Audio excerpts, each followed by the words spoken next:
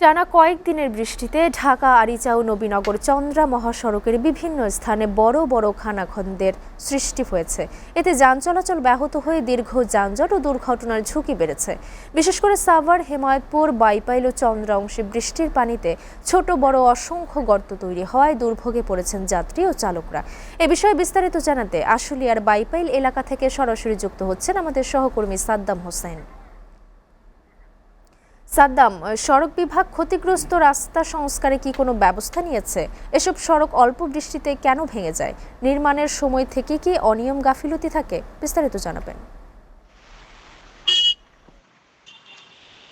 ঈশিতা, ঢাকা আরিচা মহাসড়ক এবং নবীনগর চন্দ্রা মহাসড়কের অর্থাৎ টানা কয়েকদিনের বৃষ্টিতে এই সড়কটিতে কিন্তু বিভিন্ন জায়গায় খানাখন্দ দেখা দিয়েছে।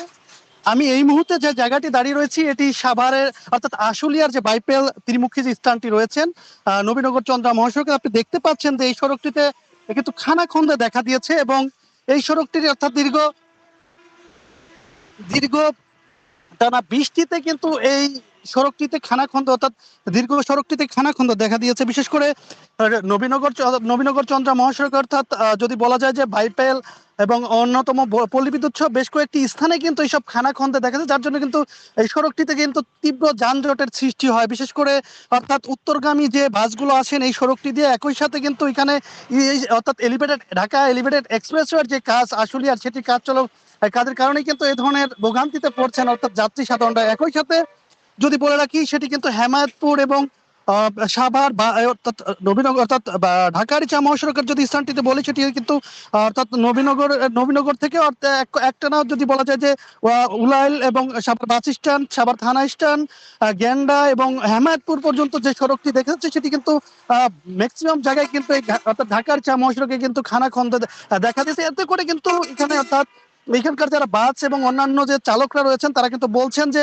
এই সড়কটি খানাখন্দের কারণে তাদের কিন্তু অর্থাৎ যানজটে পড়ে এবং তাদের যে 10 মিনিটের রাস্তা সেটি কিন্তু প্রায় 1 ঘন্টা লাগে এবং মাঝে মাঝে কিন্তু তাদের গাড়ির অনেক ধরনের সমস্যার সম্মুখীন পড়ে। বিশেষ করে এটি কিন্তু শিল্প অধ্যুষিত এলাকার অর্থাৎ যারা গার্মেন্টস শ্রমিকরা রয়েছেন তারা কিন্তু তাদের সময় মতো কিন্তু পৌঁছাইতে পারেন না এইসব সড়কের অর্থাৎ সংস্কারের অভাবে। এমনটি তাদেরকে চলাচলের বিভিন্ন ধরনের সমস্যা সম্মুখীন হন বলে আমাদেরকে জানিয়েছেন। পাশাপাশি যেটা আমি দেখানোর চেষ্টা করছি এই সড়কটি অর্থাৎ আপনি দেখতে পাচ্ছেন এটি নবীনগর চন্দ্রা মহাসড়কের বিভিন্ন স্থানে কিন্তু খানাখন্দে দেখা দিয়েছে, তার ফলে কিন্তু সাধারণ যাত্রীরা কিন্তু দুর্ভোগে পড়ছেন এবং এই সড়কের যে চালকরা রয়েছেন তারা কিন্তু আমাদের কাছে অর্থাৎ অভিযোগ করে বলেন যে এই সড়কটি অর্থাৎ দীর্ঘ যানজটের সৃষ্টি হয়, তাদের কিন্তু গাড়িতে সড়কের বিভিন্ন ধরনের সমস্যার সম্মুখীন পড়েন এবং পাশাপাশি এখানকার যারা দায়িত্বে তো রয়েছেন অর্থাৎ রোডস এন্ড হাইওয়ে এবং সেই সাথে যে এখানকার ঢাকা এলিভেটেড এক্সপ্রেস যে প্রকল্পের যে কাজটি চলছেন তার এই নির্মাণে কিন্তু ধীরগতির কারণে কিন্তু এখানকার যে সড়কের যে যানবাহন গুলো রয়েছেন তারা কিন্তু অর্থাৎ যানজট সেই সাথে ঝুঁকি নিয়ে কিন্তু তারা চলছেন বলে আমাদেরকে জানিয়েছেন। তো এ ব্যাপারে আমি এখানকার যারা দায়িত্বরত রয়েছেন তাদের সঙ্গে কথা বলছে, তারা যেমনটি জানিয়েছেন যে অচিরেই এই জায়গাটি সংস্কার করা হবে, এই সড়কটিতে নির্মাণ কাজ চলবে। তো এই ছিল আমার কাছে সড়কের সর্বশেষ তথ্য। সাদ্দাম, আপনাকে ধন্যবাদ।